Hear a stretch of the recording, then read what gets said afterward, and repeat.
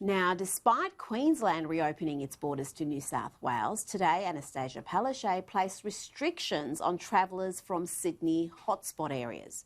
The decision could once again impact businesses across the state and make things difficult for what's meant to be the peak tourism time for Queensland. Joining me now live from Scenic Rim is One Nation leader and Queensland Senator Pauline Hanson. Good afternoon, Pauline. Hello, Rita. How are you now? Are you concerned with how the state government is handling these restrictions in your state? Rita, I've been very concerned about it for months now because I can see businesses actually closing down, and I did a tour from Brisbane up to Townsville just in the last week, and it's really devastating to see what's happening to especially the tourist industry, and especially around the Whitsundays. They're only just recently starting to pick up, but the lack of tourists that are going to the area is impacting on those tourist industries but also other businesses. Now, we have areas such as Longreach and Winton and many other places throughout Queensland who've never had one case of the coronavirus. Now they're really facing destruction because they rely on the tourist industry coming through. So I'm really concerned for businesses.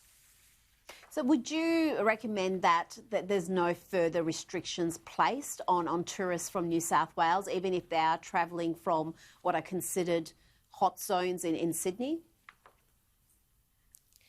Rita, I really believe that we're destroying our economy. The coronavirus, as has been stated many times, if you die with the coronavirus, it's classified as a coronavirus death, but you could have died from cancer, you could have died from other illnesses, underlying illnesses that most of these people have.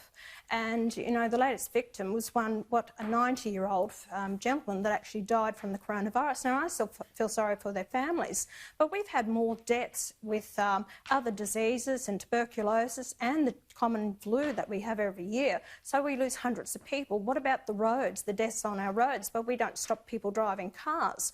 I think it's got to a point where it's been politically publicised and carrying on to the extent that I think it's going to destroy our economy. And these businesses that shut down, they will never open again. A lot of them won't.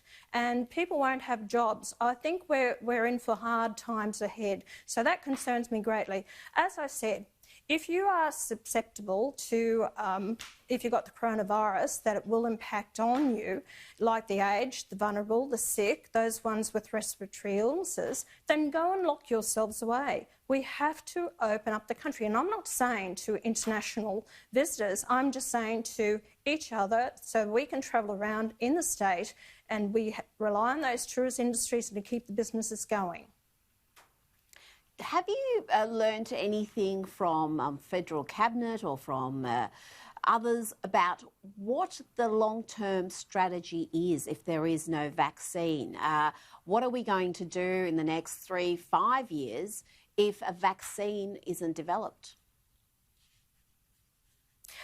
I've said right from the very beginning, I wasn't hopeful that a vaccine would be found. I think at the moment now in Queensland they're testing a vaccine, but that will be quite some time. And if it does work, we don't know. See, coronavirus was also the same as SARS and MERS. They've never found a vaccine for that. That's why I believe it's going to take a long time before they do find a vaccine for this.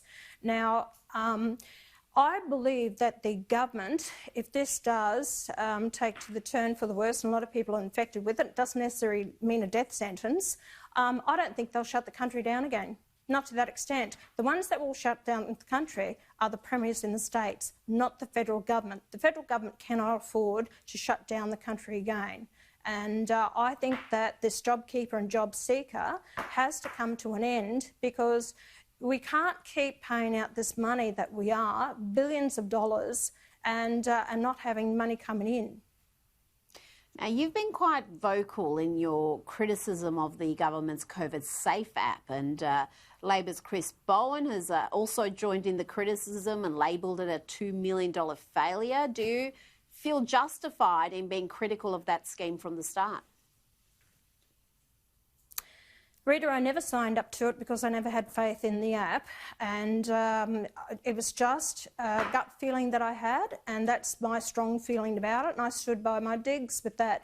Well, you know, I don't look to be vindicated with anything that's happened, you know. I stayed at my case at the time and I stood by my decision, and it's turned out now that it hasn't worked. It's been a waste of $2 million. We had, you know, over that period of time as well, we had people in that industry who rang my office and left messages saying it wouldn't work. So I think other people knew it wouldn't work.